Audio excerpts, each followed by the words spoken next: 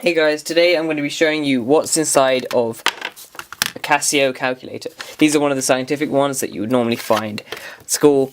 This is my old one. Unfortunately, the solar panel was broken off, but it's still quite interesting to see what's inside. Alright, let's get in there. Just remove the screws. It's very old, as you can see. There's lots of dirt. Well, stickers. There's sellotape. I lost the screw to this case, so I just had to sellotape it on. There's actually a few screws missing from when I've opened it up in class, as you do.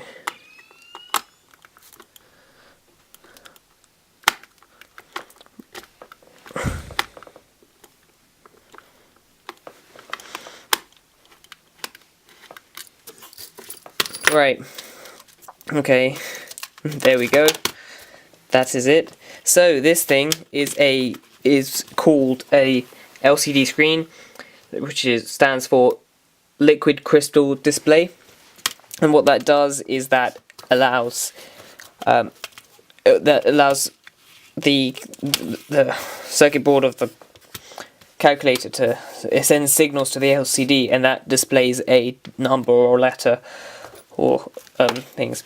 This circuit board does all the simple to complicated equations.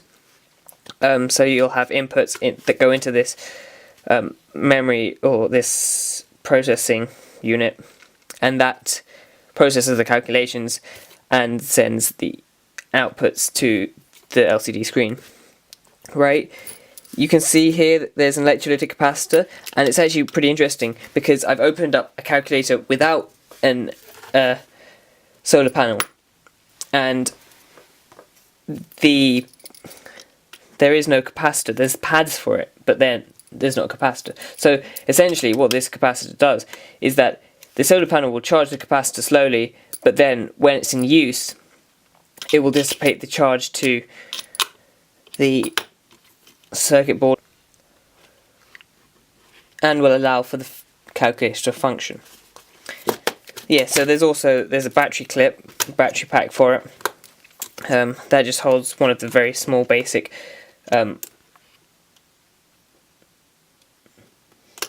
cell batteries. What does it say? It's a LR44. Yep. Okay. What other things? Right, and if we take the circuit board out, if we can we? I'm not sure that I want to. Okay, so this is a calculator that was my friend's. The LCD screen broke, so that was properly destroyed. There's not really a way of replacing it because the soldered joints are tiny. You see each individual. If you can see, there's individual black and white strips. Each individual black strip, which is really small, maybe 1/10 of a millimeter, has a small soldered connection onto the circuit board, and that in itself has a connection that leads up to the processor. So it would be really difficult to replace the LCD screen. Not worth it. You might as well get yourself a new calculator, because you'll most likely to end up breaking the LCD or the circuit board when trying to replace. Okay? Yes. So this one I don't mind taking apart because, well, it's broken to a point where it cannot be used at all. Oh, there we go. And what that has done is it's actually snapped off little pads which are holding the circuit board to the thing. Right, there we go. So here, what these are little push buttons, and each one of them, when you press a button, it goes. So this is the film which is placed on top of it, and when you press this button, it pushes down a pad, and that pad pushes up against the contacts on the circuit board, and that will allow electricity to flow through that as a switch, as a push button switch, and that will send signals to the processing chip as to which number, and depending on which one you've pressed, means a different thing, such as, like, this one that I press would be the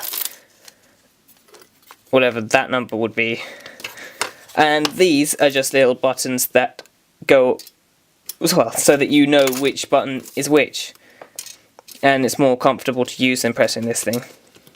Although if you wrote all the numbers and all the buttons on there, I'm sure you could still use it as a calculator. You just need to make sure that you power it, and it says, does it say on the board? Okay, so this circuit board, it has BT plus here and BT minus there. It says it right there. BT plus and BT minus.